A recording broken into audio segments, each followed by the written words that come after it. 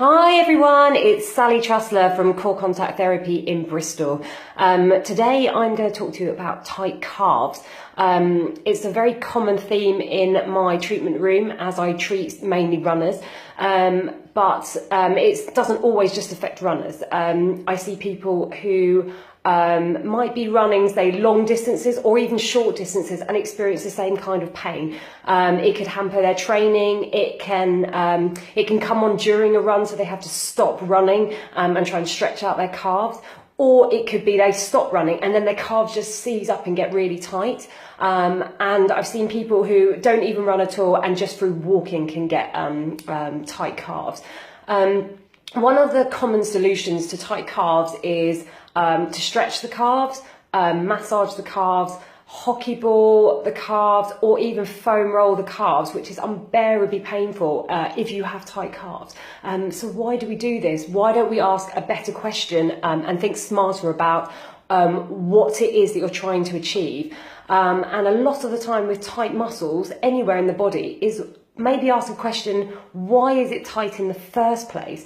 And especially with the calves, it's kind of telling you that, hello, I'm doing something that I'm doing too much of something. And if something's doing too much of something, then something somewhere in the body must be doing not enough, or it's unable to do something because of something. So we need to find out why the calves have got tight in the first place. And an example of one of the common things I see, which I saw with a guy this morning, was he came in, he'd had a problem with his calves. It was he's doing the London Marathon, as it's affecting his training. So we looked at, just with everybody, I assessed the entire body. I don't just look at his calves, I'm looking at everything. And I assessed him walking, and one of the things, the biggest thing that I noticed was his inability to open up the front of the hip, which was causing his knee to flex or bend too quickly as he was in propulsion phase of gait. And that looks like this.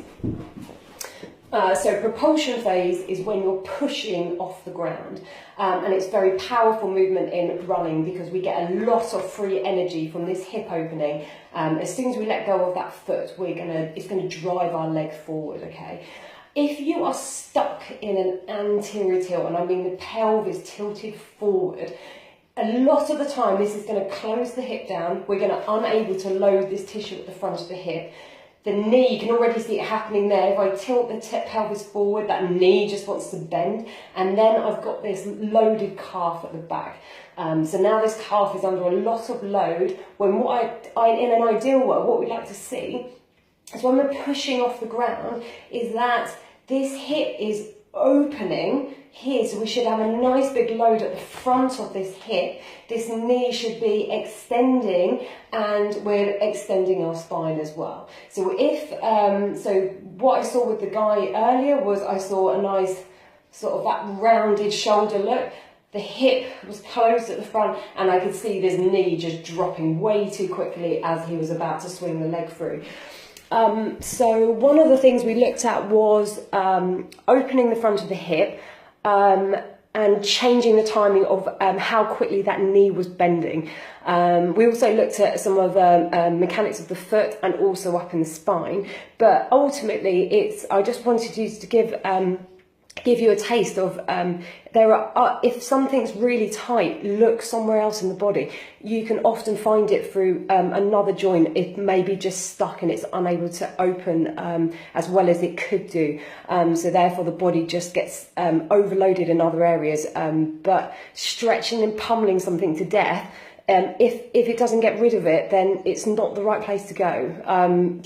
Go somewhere different. And often you can see the areas that are struggling purely by understanding gait biomechanics and watching people walk or watching people run. You can see what's happening, what things are closed, what joints are opening too much, which ones are not opening enough.